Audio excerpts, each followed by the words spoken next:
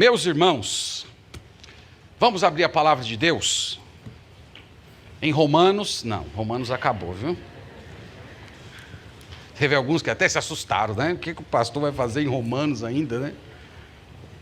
Quando eu estava ainda era seminarista, o pastor pregou tanto tempo em Efésios.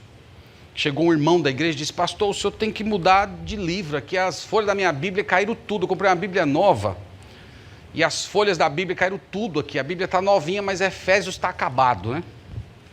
Vamos abrir, irmãos, em Tiago. Nós vamos por algumas semanas considerar esta epístola. Tiago capítulo 1.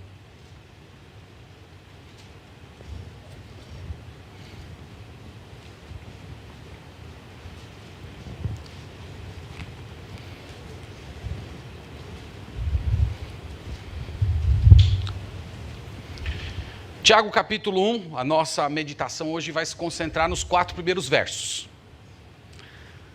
Antes da gente olhar o texto, irmãos, é importante considerar quem é o Tiago que escreveu essa epístola.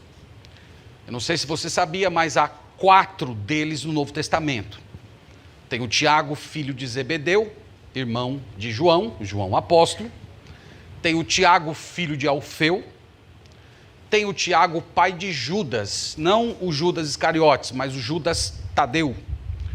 E tem o Tiago, meio-irmão do Senhor Jesus Cristo. Nós temos uma referência a ele em Gálatas capítulo 1, versículo 19. Você pode observar em Gálatas capítulo 1, versículo 19, uma referência ao Tiago, meio-irmão do Senhor Jesus Cristo. Então, Gálatas capítulo 1, verso 19, diz: e não vi outro dos apóstolos, senão Tiago, o irmão do Senhor. Então, nós temos esses 4 Tiagos aí. Desses 4, meus irmãos, apenas 2 deles poderiam, de uma forma mais séria, ser considerados escritor dessa epístola. O Tiago, irmão de João, e o Tiago, meio-irmão do Senhor Jesus Cristo. O Tiago, irmão de João, ele acaba sendo excluído completamente da possibilidade de ser autor dessa carta, porque ele foi martirizado muito cedo na história da igreja cristã. Então nós temos um relato do martírio dele em Atos capítulo 12, você pode observar ali se quiser dar uma olhada. Em Atos capítulo 12 tem aquela situação em que o apóstolo Pedro é preso. E nesse relato é feita uma referência a Tiago. Diz assim, falando de Herodes, verso 2, fazendo passar a fio de espada a Tiago, irmão de João. Então ele foi martirizado muito cedo, então isso acaba excluindo ele. Só nos resta, mesmo como autor dessa epístola, o Tiago, que é irmão de José, Simão e Judas, meio-irmão do Senhor Jesus Cristo, e que é mencionado nos evangelhos junto com as suas irmãs. Então esse é o Tiago, autor dessa carta. Nós temos uma referência a eles, da sua família, em Mateus capítulo 13, olhe comigo, por favor. Mateus capítulo 13, a gente tem uma referência a esse Tiago, meio-irmão do Senhor Jesus Cristo, com a sua família. Tiago capítulo 13, versículo 55, diz o seguinte: não é este, aqui é uma maneira irônica de se referir a Jesus, não é este o filho do carpinteiro? Não se chama sua mãe Maria e seus irmãos Tiago, José, Simão e Judas? Então veja que aqui nós temos uma referência a eles. E em Marcos capítulo 6, caminha aí um pouquinho mais, por favor. Marcos capítulo 6, nós temos aqui um pequeno detalhe dentro do mesmo evento que o Marcos focaliza. Marcos capítulo 6, versículo 3 diz assim: não é este o carpinteiro, lá ele é chamado de filho do carpinteiro, aqui ele é chamado de o carpinteiro, filho de Maria irmão de Tiago, José, Judas e Simão? E não vivem aqui entre nós suas irmãs? E escandalizavam-se nele. Então aqui nós temos uma referência bem ampla aos irmãos de Jesus. 2 desses irmãos escreveram epístolas do Novo Testamento. Então Tiago escreveu a epístola que nós vamos considerar, e Judas escreveu aquela epístola que antecede o Apocalipse. Antes da gente continuar, irmãos, eu queria só fazer um parêntese aqui, que é o que eu creio ser importante, é que essa ideia da perpétua virgindade de Maria, mãe do Senhor Jesus Cristo, essa é uma ideia estranha ao Novo Testamento. É evidente que Maria foi uma mulher bem-aventurada, a mais feliz de todas as mulheres, afinal de contas ela carregou no ventre o Messias prometido no Antigo Testamento. No entanto, irmãos, concluída essa missão gloriosa que Deus preparou para ela, o Novo Testamento deixa claro que ela consumou o casamento com José no sentido de esposa, como toda mulher o faz.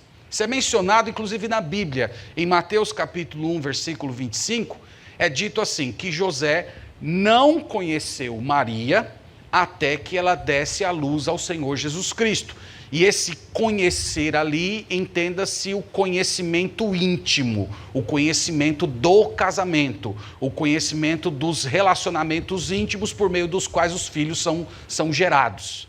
Então o Novo Testamento deixa muito claro essa ideia, que Maria cumpriu a sua missão de carregar no seu ventre o Senhor Jesus Cristo, e que depois, concluída essa missão, ela consumou a sua vida de casada e ela gerou filhos e filhas. Ela gerou meios irmãos do Senhor Jesus Cristo com o seu marido José.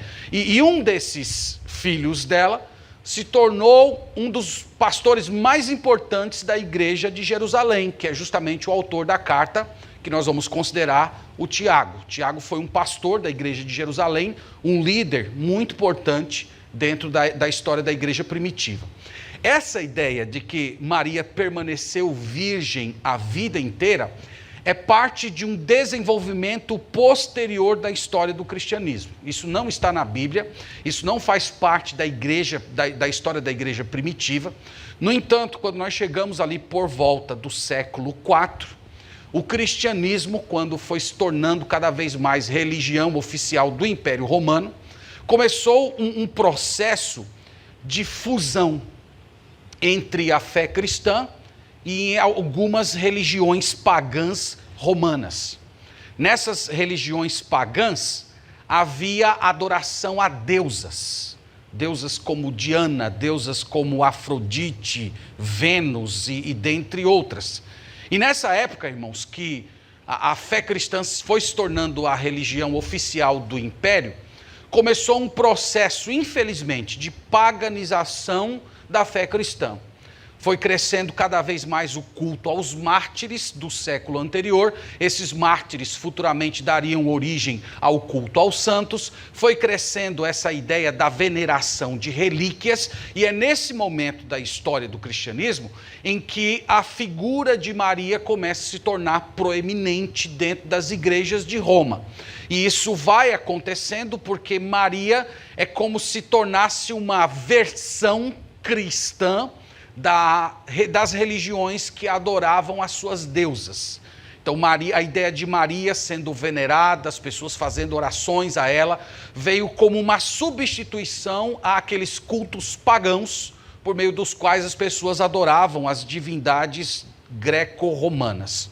Durante a Idade Média, o culto a Maria cresceu a largos passos, até que em 1850 o Papa Pio IX estabeleceu o dogma da Imaculada Conceição, que é sintetizado na frase Maria concebida sem pecado. Ela foi declarada impecável, literalmente impecável, desde o seu nascimento.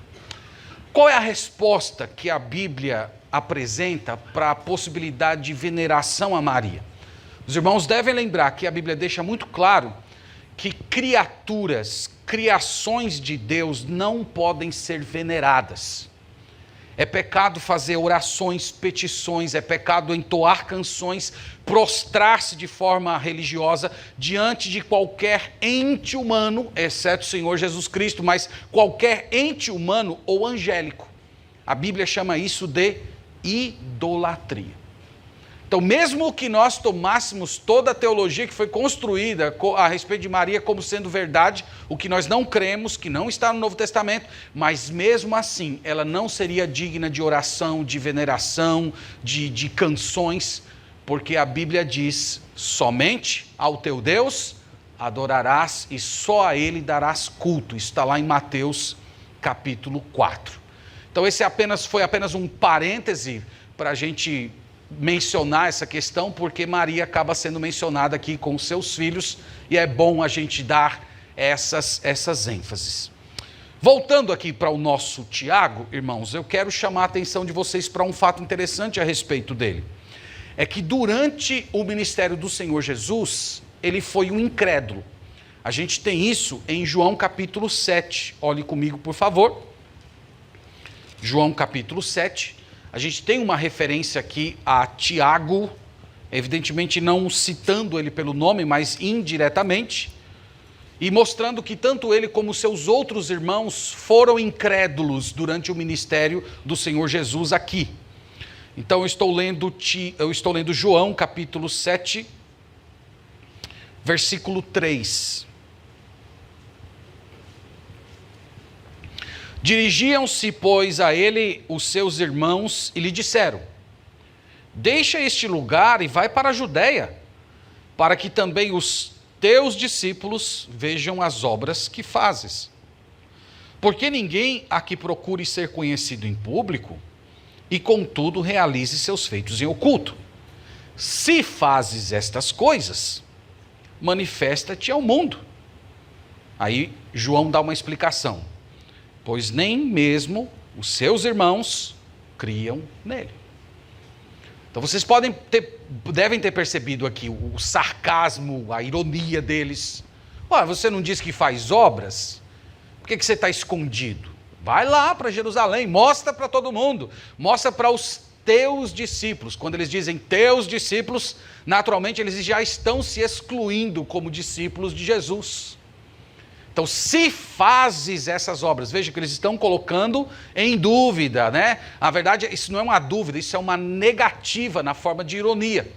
Se fazes essas obras, então se manifesta.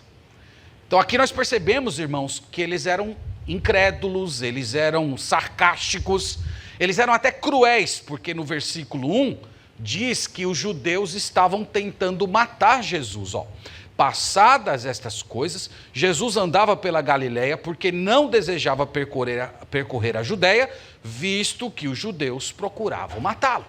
Então, quando eles insinuam, vai lá, se mostra para todo mundo, mostre as suas obras, o que eles estão indiretamente afirmando? Eles estão quase que desejando a morte do Senhor Jesus Cristo. Então, Tiago, durante a vida terrena do Senhor Jesus, ele foi um incrédulo, ele não se converteu a Jesus.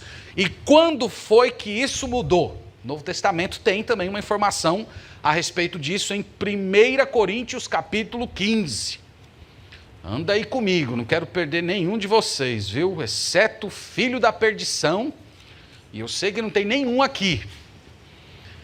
Então, 1 Coríntios capítulo 15, a gente tem aqui um registro da conversão de Tiago. Deve ter sido algo maravilhoso.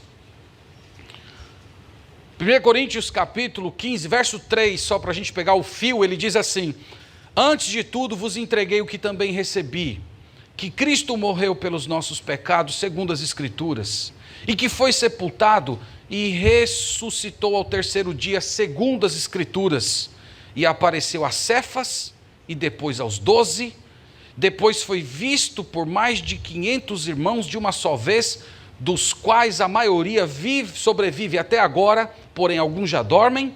Depois foi visto por Tiago, mais tarde por todos os apóstolos. Então o Senhor Jesus Cristo apareceu ressurreto para o seu irmão, e ali ele se curvou diante do seu Salvador. Isso, irmãos, é para trazer para você uma palavra de esperança, tá? Você que tem pessoas na sua família que não creram em Jesus, que você já evangelizou, que você deseja muito, que você anseia muito de ver essa pessoa prostrada diante de Jesus, e você, quanto mais fala, parece que a pessoa é mais endurecida, parece que ela vai se tornando pior, mais incrédula, vai se tornando mais hostil a você. Tenha esperança, está aqui o exemplo do ministério de Jesus. Jesus viveu todo o seu ministério sem ver a sua família convertida, sem ver os seus irmãos curvados diante dele. Isso só aconteceu depois da ressurreição dele. Então, morra e aí a sua família... Não é isso não. Talvez, pode acontecer depois que você morrer, tá bom? Mas no caso de Jesus foi assim. E esse homem, irmãos, ele se tornou uma figura de destaque na igreja primitiva. Ele se tornou pastor da primeira igreja batista regular de Jerusalém. Vocês sabem que é brincadeira isso, né? O mundo está tão chato, irmãos, que a gente tem que explicar as piadas, né? Mas eu estou falando mais com o povo da internet. Na internet tem um pessoal, né, meio tenso, né, que não tem humor, né? Mas isso aqui é só brincadeira. Gálatas capítulo 2, versículo 9... Nós temos aqui uma referência da posição de Tiago em Jerusalém, só para os irmãos terem ideia de como ele se tornou um pastor importante. Isso aqui eu já estou fazendo a transição para o texto de Tiago, tá bom? Então pega esse fio aqui para você acompanhar bem direitinho o que nós vamos falar a seguir. Estou lendo Gálatas capítulo 2, versículo 9. E quando conheceram a graça que me foi dada, que é Paulo falando, Tiago, Cefas e João, que eram reputados colunas, me estenderam a mim e a Barnabé a destra da comunhão, a fim de que nós fôssemos para os gentios e eles para a circuncisão.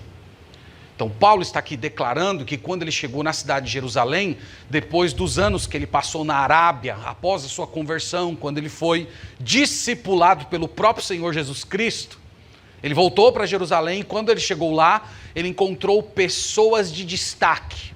2 deles eram apóstolos, Cefas, que é Pedro, e João.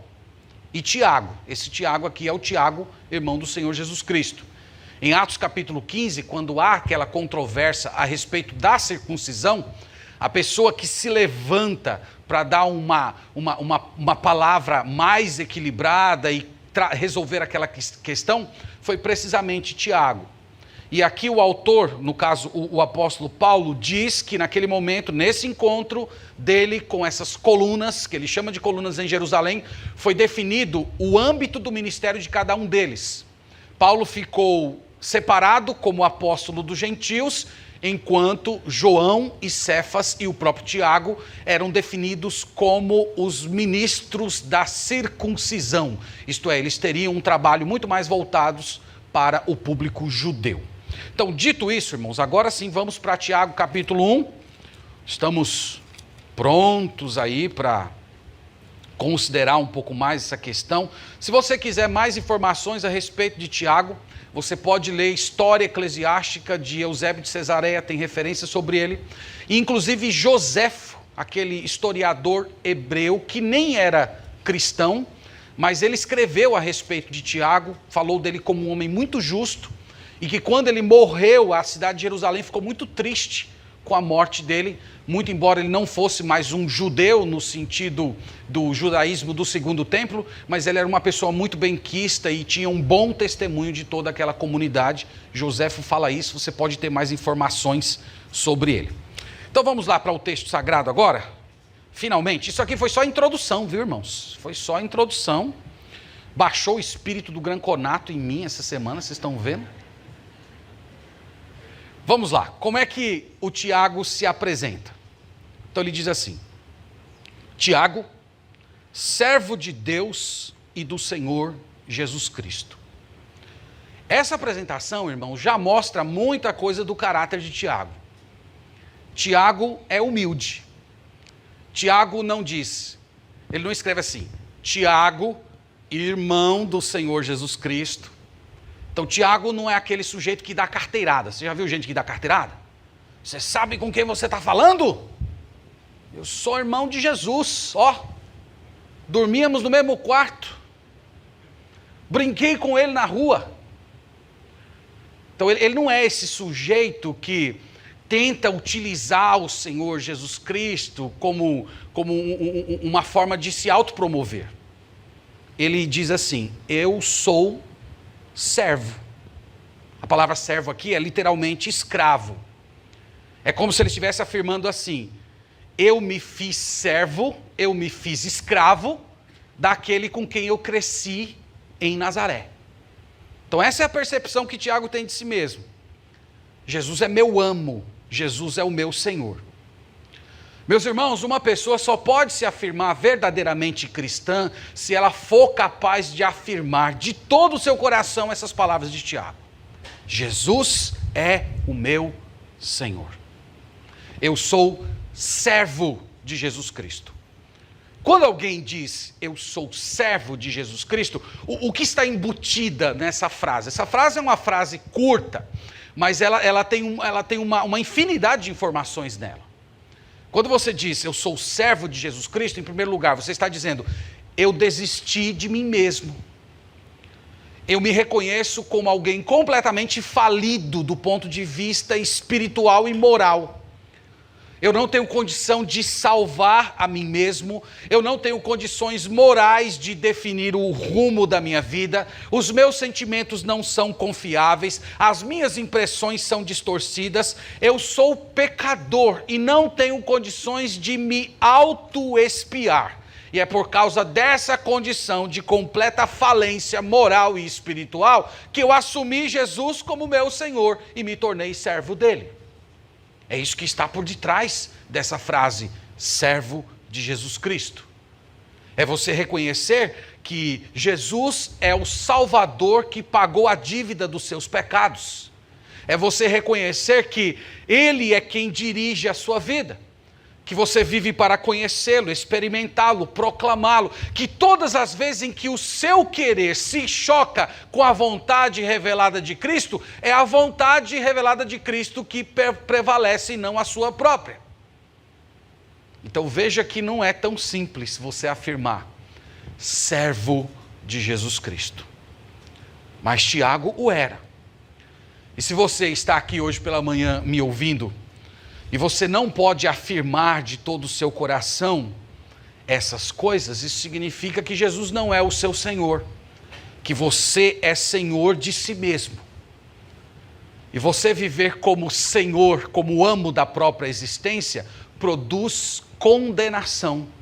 Mesmo que você se ache uma pessoa boa, mesmo que você frequente uma igreja, mesmo que você se ache uma pessoa justa, se você não é capaz de todo o seu coração de dizer eu sou servo de Jesus Cristo, nesses termos aqui, você está completamente perdido. E eu espero que hoje Deus desperte o seu coração, você perceba essa condição e se volte para Jesus Cristo, curvando seus joelhos diante dele e dizendo: Senhor, estou aqui, eu quero ser o teu servo. Eu quero que tu reine sobre a minha vida. Eu quero que o Senhor estenda o seu senhorio sobre toda a minha existência. E você então poderá ser chamado verdadeiramente de filho de Deus, de filha do Senhor.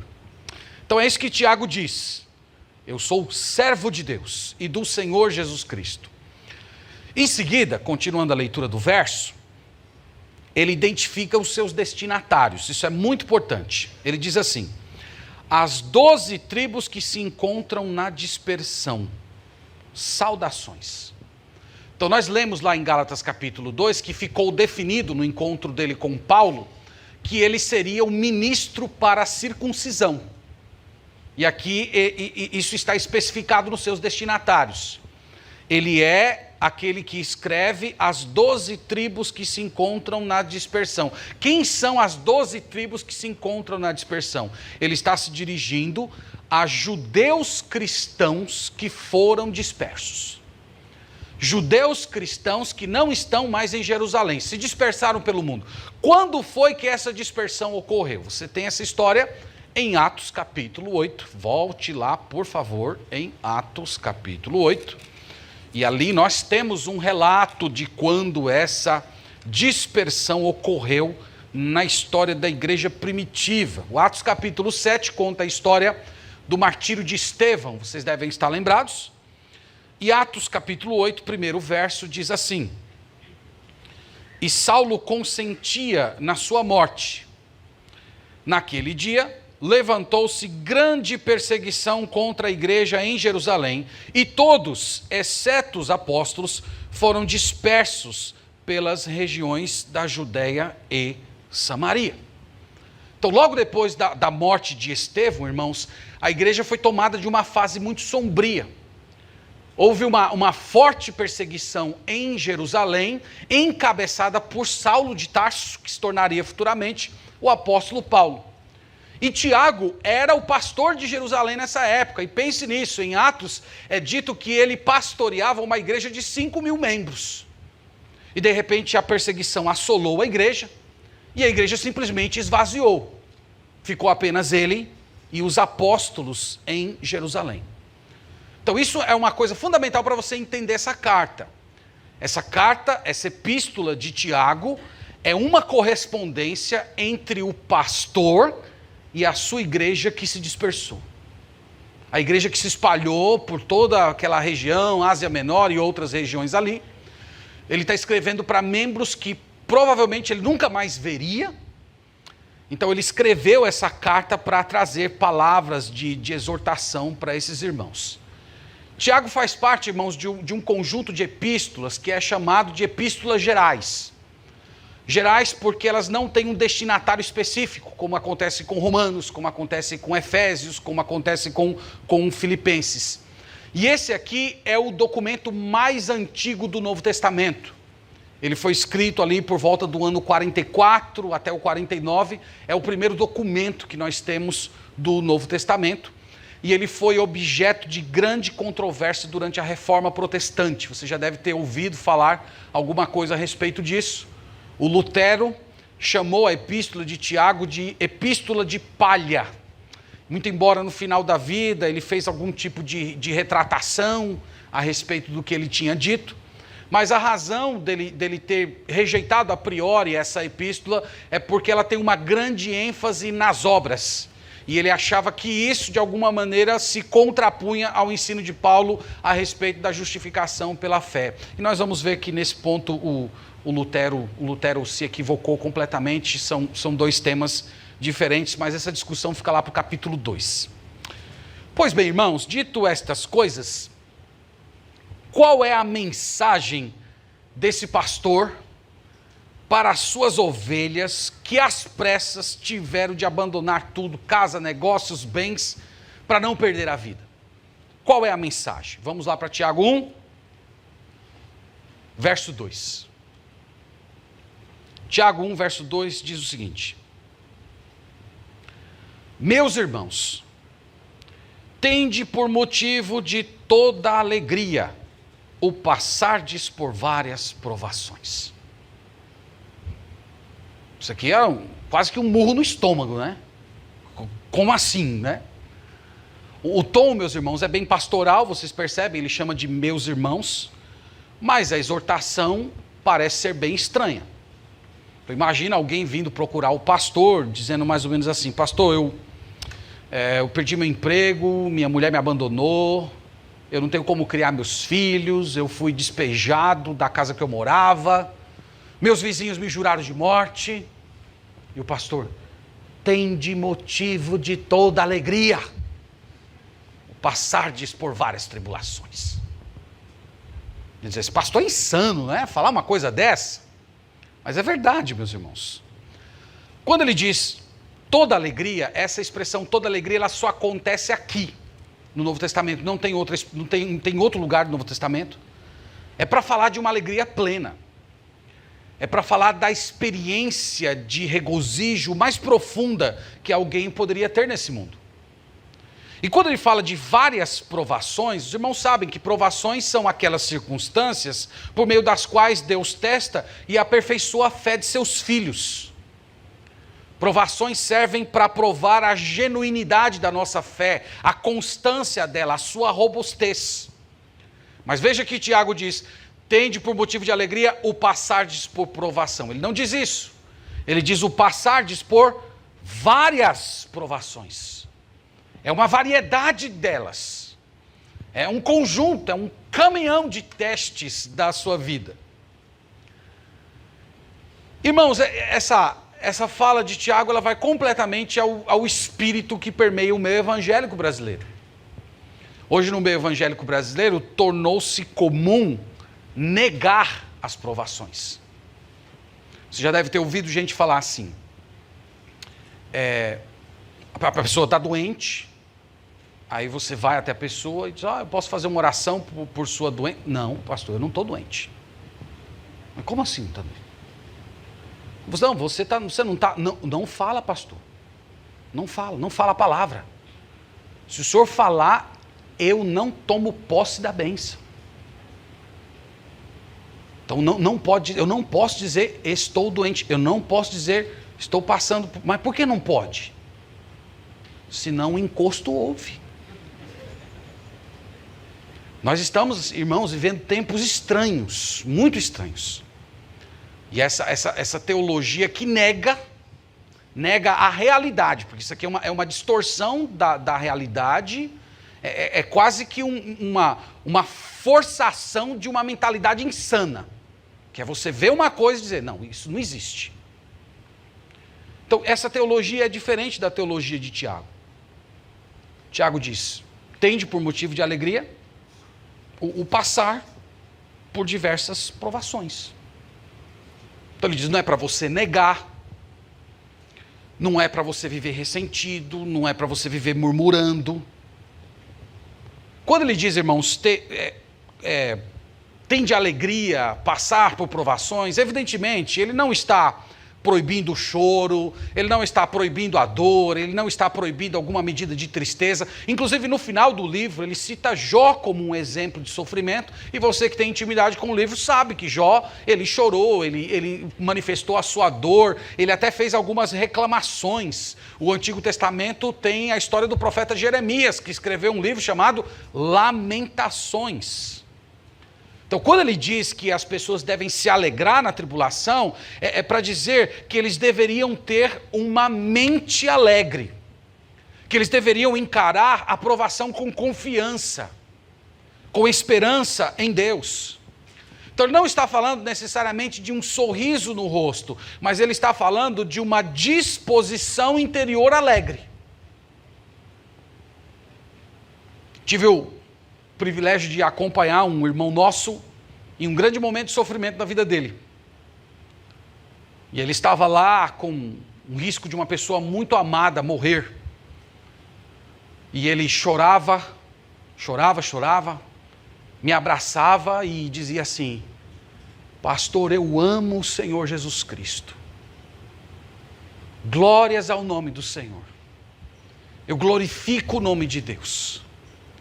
Mas enquanto isso, seu coração estava sendo rasgado pela possibilidade de ver alguém amado morrer. Esse, irmãos, é o espírito do que o Tiago está falando aqui. Então não significa que você está com um sorriso no rosto, mas significa que você tem um porto forte que dá sentido à sua vida, que te dá calma no meio da tempestade.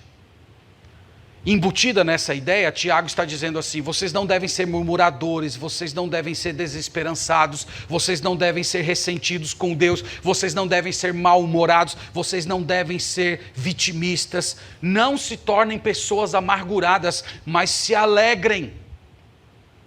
E aqui, irmãos, Tiago não está falando nada novo, ele simplesmente está dando eco ao ensino do Senhor Jesus Cristo, em Mateus capítulo 5, inclusive há muitas referências indiretas ao Sermão do Monte nesse livro. Jesus falando, regozijai-vos, alegrai-vos, quando por minha causa vos maldizerem, quando caluniarem vocês, se alegrem, porque grande é o vosso galardão nos céus. Então, Tiago, ele não está trazendo nada novo, ele só está ecoando as palavras e o ministério do Senhor Jesus Cristo. No verso 3 ele explica o porquê se alegrar. Veja que a alegria não tem tanto a ver com a dor que você está sofrendo, mas tem muito mais relação com o resultado que ela produz. No verso 3 ele diz, sabendo que a provação da vossa fé, uma vez confirmada, produz perseverança. Essa frase, irmãos, a provação da vossa fé, Tiago ele está retratando a nossa fé como se fosse um metal impuro. Um metal que precisa passar pelo fogo para estabelecer a sua pureza. Então, a nossa fé, ela é uma fé dúbia, ela é uma fé imperfeita, ela é uma fé que muitas vezes ela tem pequenas sujeirinhas de incredulidade. E é o fogo da provação que vai purificar, que vai torná-la genuína. Fé aqui, irmãos, se refere àquela confiança em quem Deus é e nas suas promessas. Então pensa isso à luz do público inicial que Tiago está escrevendo. É como se ele estivesse dizendo assim: vocês perderam tudo, vocês tiveram que sair de Jerusalém só com a roupa do corpo, vocês deixaram seus negócios, suas casas, deixaram as suas famílias, mas o ponto é, vocês vão continuar crendo em Deus? Vocês vão continuar glorificando o nome do Senhor? Vocês vão continuar adorando a Ele de todo o coração, mesmo que o coração de vocês esteja sendo afligido por Ele? Esse é o ponto do Tiago. E ele está mostrando aqui para todos nós, irmãos, que a fé genuína não é aquela fé na qual você se aproxima de Deus para receber de bom aquilo que Ele quer te dar. Mas a fé genuína é aquela que você continua confiando em Deus quando Ele tira de você coisas ou pessoas que você ama. Esse é o ensino dele para essa igreja. E quando, nesse momento em que Deus permite que o fogo da provação chegue de uma vez por todas e incinere todas as suas cobiças, os seus ídolos escondidos, é ali que surge uma fé purificada que glorifica ao Senhor. Então ele diz, sabendo que a provação da vossa fé, uma vez confirmada, produz perseverança. O que é perseverança? Perseverança é literalmente, aqui no texto sagrado, ficar debaixo. Essa palavra, ela descreve aquela disciplina de você se manter debaixo de um fardo pesado. Muito obrigado. É aquela disciplina de você ficar debaixo de um fardo pesado. Você recebeu um peso e você fica ali. E você fica ali. Você fica sustentando. Então ele diz, a fé, quando é colocada no fogo da provação, ela produz isso. Esse espírito resistente. Você suporta o peso. Note, meus irmãos, que ele não está falando daquela resignação emburrada. Já viu aquela resignação emburrada? Tá bom, é isso aí, não posso fazer nada. É o que tem para hoje. Ele não está falando disso. Ele está falando de uma perseverança em que você sustenta o peso da provação, confiando em Deus, acreditando que você terá músculos espirituais suficientes para carregar aquele peso, porque o poder de Deus está agindo em você. Isso é perseverança. É uma capacitação de segurar o peso, sem abrir mão dele, e todos os dias recebendo o poder que vem do Senhor. Então ele diz, uma fé testada, uma fé que passa pelo fogo, ela produz esse espírito forte, espiritualmente resistente. No verso 4, ele acrescenta mais um elemento, dizendo, ora, a perseverança deve ter ação completa, para que sejais perfeitos e íntegros, em nada deficientes. Então ele está dizendo assim, que a perseverança não é o alvo final da provação. Então quando Deus colocou um fardo sobre você e concede poder para você suportá-lo para a glória dele, ele está dizendo, esse não é o objetivo final. Ali a obra não está completa. É como se a perseverança tivesse um ciclo que ela precisa completar. Que ciclo é esse? Ele usa duas palavras para designar: perfeitos e íntegros. Em nada deficientes é o oposto disso. Perfeitos e íntegros, irmãos, aqui significa maturidade e integridade. Então ele está falando, uma fé que é testada pelo fogo, uma circunstância na qual Deus coloca um peso sobre você, tem um alvo, ele precisa completar um ciclo, é fazer você maduro, é fazer você íntegro, é fazer você completo, é fazer você inteiro, é tornar você uma pessoa sem mistura. Então esse é o alvo da tribulação, esse é o motivo pelo qual Deus joga os seus filhos no fogo.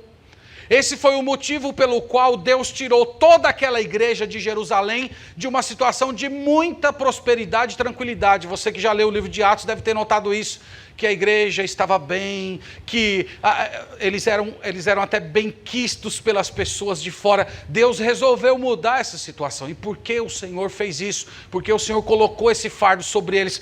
Porque Deus queria aperfeiçoar a fé deles. Deus tinha uma obra para realizar na vida deles, de torná-los maduros, de torná-los íntegros. E não havia outro meio de fazer isso, exceto colocando fardos nas costas daquela igreja. Pois bem, meus irmãos, o que esse texto ensina para todos nós? Eu quero trazer algumas lições finais, depois nós vamos orar. Esse texto ensina para nós, em primeiro lugar, que nós não devemos desperdiçar a nossa provação. Não desperdice. Não desperdice os seus fardos, não desperdice suas provações, não desperdice suas dificuldades, se alegre nela. Esse texto aqui, irmãos, que nós lemos hoje, é um convite que Deus está fazendo para nós aprendermos a reformular as nossas reações. Quando nós somos colocados no fogo, quando Deus coloca fardos na gente, qual é a nossa primeira reação? A primeira reação é fugir dele. A primeira reação é, como é que eu posso escapar disso? Como é que eu posso me livrar desse problema? Então reformule a sua conduta. Não se apresse a abandonar os fardos que Deus colocou sobre você. Deus tem um propósito. Eles precisam completar um ciclo. Deus deseja purificar sua fé na disciplina da confiança nele. Deus quer ensinar você a depender dele, a entender que muitas vezes ele não vai tirar os fardos, ao contrário disso, ele vai te dar graça, ele vai te dar poder para você continuar segurando ele até você cumprir a missão que ele estabeleceu. Então não fique murmurando, deixe Deus ensinar que a graça dele te basta. Não seja também aquele tipo de resignado, cínico, mas deixe o Espírito Santo te encher de esperança. Não permita que a tristeza venha obscurecer a sua alma, mas deixe Deus te ensinar o que é a verdadeira alegria cristã, que é possível você ter esperança em Deus, você ter uma mente alegre, você ter esperança, convicção, alegria, apesar de estar carregando um fardo enorme. É possível viver assim, e só aqueles que são do Senhor é que são capacitados pelo Espírito Santo a experimentar essa realidade na vida. O fato, irmãos, é que nós pecamos muito nessas questões. Como nós pecamos nas nossas reações na hora da tribulação. Nós somos, às vezes, como aqueles alunos que assistem todas as aulas, estudam e mexem nos livros, sabem manipular tudo, mas quando chega na hora da prova, deu um branco. Já aconteceu com você isso? Acontece isso com muitos cristãos. Eles leem a Bíblia, eles oram, eles ouvem pregações, eles leem livros cristãos, eles até veem exemplos de pessoas que experimentaram essas realidades, mas quando chegou a hora de ser jogado no fogo, ele esquece. Parece que o fogo da tribulação obscurece a mente, ele não consegue lembrar aquilo que ele aprendeu, aquilo que ele já estudou, aquilo que ele já ouviu. Estava agora na última viagem que fiz, conversando com um colega pastor, nós somos contemporâneos de seminário, e ele perdeu a esposa dele logo depois do parto. Ele tinha uma filha de 3 anos, a esposa ficou grávida, deu à luz a segunda filha, 28 dias depois a esposa morreu. E ele ficou lá com um bebê, recém-nascido. E ele falou para mim que ficou desesperado. Pensou em abandonar a igreja, abandonar o ministério, isso não tem condição de ser pastor, tendo que que dá conta de um bebê recém-nascido, não tem nenhuma estrutura. E ele, naquela luta espiritual, ele me disse que tirou um tempo para orar. E ele disse que naquele momento Deus falou no coração dele: creia naquilo que você estudou. Creia naquilo que você tem ensinado. E ele disse que aquilo foi a revolução da alma dele. Ele já se levantou motivado: eu vou continuar, eu vou servir a Deus, eu vou pregar a palavra. Agora a filha dele já está para completar 15 anos de idade. Ele está servindo a Deus no ministério, sendo muito frutífero. É um dos deões acadêmicos do Seminário Batista Regular do Amazonas. E, irmãos, nós pecamos nisso. E aqui é o texto, por meio desse texto, Deus está nos chamando a reformular nossa conduta, as nossas reações. Você mudar a forma de você encarar as provações. É hora de você se lembrar quem é Deus, quem é o seu Senhor, as promessas que Ele fez, aquilo que você já ouviu da palavra do Senhor. Lembrando, meus irmãos, que há certas tonificações espirituais que só podem ser conseguidas por meio dos fardos das tribulações. Lá em Oséias, capítulo 6, versículo 1, o autor fala algo interessante a respeito do caráter de Deus, dizendo assim, que o Senhor nos feriu, mas Ele nos sarará. E essa dinâmica, ela continua acontecendo por todo o Novo Testamento. Às vezes Deus nos fere. Às vezes Deus nos machuca. Às vezes Deus atinge a nossa vida, meus irmãos, com uma providência dura. E é nessa hora que nós temos que crer no Senhor. É nessa hora que nós precisamos reafirmar a nossa confiança nele, entendendo que Deus está fazendo algo maravilhoso, que tem certos processos que nós vamos experimentar durante aqueles fardos, que não poderiam ser experimentados em dias de tranquilidade. Então esse é o chamado de Deus. Eu espero que hoje você, diante de Deus, se arrependa. Talvez você tenha que se arrepender. Porque você anda magoado, você anda ressentido, você anda emburrado, você anda desestimulado com a vida cristã por causa de coisas ruins que estão acontecendo ao seu redor. É hora de você olhar para a palavra de Deus e clamar a Deus por esse tipo de disposição interior. Senhor, me ajuda a me alegrar, me ajude a experimentar toda essa alegria que é possível ser experimentada no momento da tribulação. Me ajude, Senhor, eu não quero mais desperdiçar a minha dor. Lembre-se que Deus não salvou você para ter uma vida tranquila. Isso nunca foi prometido no Novo Testamento. Foi por isso que Jesus falou que aqueles que quisessem seguir a Ele tinham que calcular o preço, porque essas pessoas teriam uma cruz para carregar.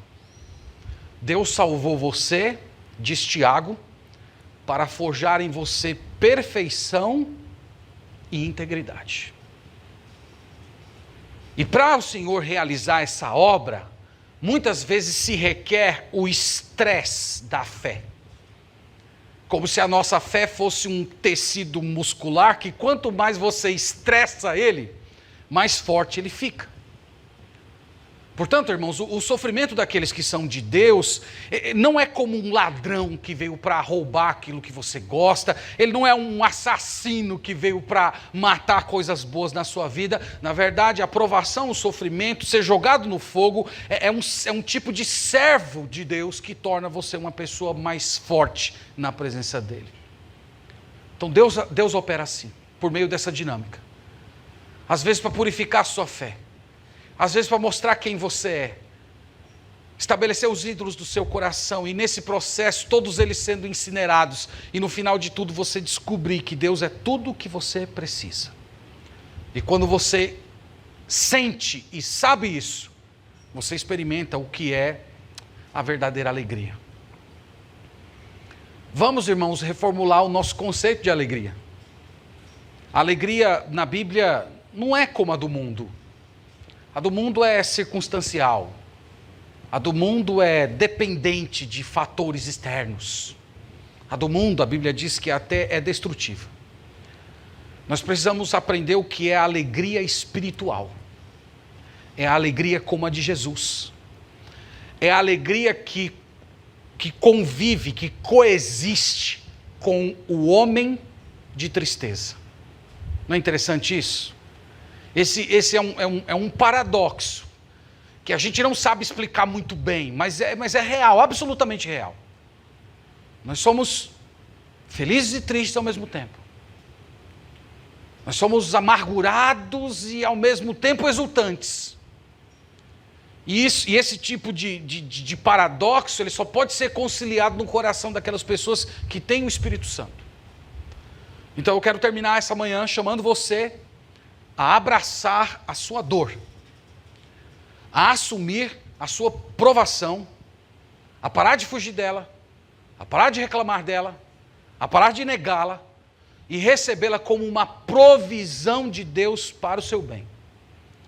Como um fardo que Deus que colocou sobre você e que você precisa buscar nele todos os dias a força para suportar aquela dor. E nesse processo de você buscar a Ele para suportar essa dor, você vai ser tornado mais parecido com Jesus Cristo.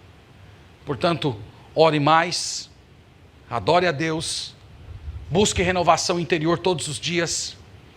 Oriente a sua mente não para o que você está sentindo, mas para o que o Senhor está fazendo a você.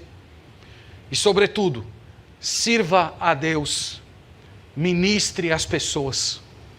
Não fique autoenclausurado na sua dor, mas use a sua dor como um instrumento para ministrar. E você vai ver que é possível servir a Deus, é possível ser frutífero no reino de Deus, mesmo passando por grandes tribulações. Que Deus nos abençoe, meus irmãos. Que nós experimentemos isso de uma forma real na nossa vida, na nossa igreja, nas nossas provações, e nós sejamos capazes de fazer eco com Tiago, dizendo: tende motivo de toda alegria o passardes por várias tribulações. Amém. Vamos orar.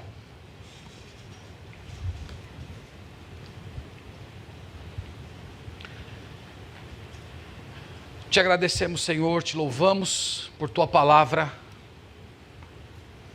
Nós queremos, Senhor, reconhecer que todas essas coisas estão além das nossas forças. Do ponto de vista da nossa humanidade caída, nós não temos condições de ter esse tipo de caráter que foi descrito aqui por Tua palavra. E é por isso que nós recorremos ao Senhor, pedindo que o Senhor forje essa fé genuína em nós, que o Senhor nos conceda o poder para sustentarmos os fardos que o Senhor permite que recaiam sobre nossa vida. Nós suplicamos a graça do Senhor para sermos frutíferos e clamamos para que o Senhor nos livre da murmuração. Pedimos que o Senhor tire de nós o desânimo, o autoenclausuramento. Nos permita, Senhor, a frutificarmos para a glória do Teu nome. Eu oro, Senhor, pelas pessoas que estão aqui acompanhando essa pregação e que estão passando por grandes e várias tribulações. Consola, revigora, fortalece, dá senso de sentido a essas pessoas. Que elas recebam de Ti o poder, que elas sejam renovadas no Senhor todos os dias. É a oração que eu faço a Ti no nome do Senhor Jesus. Amém.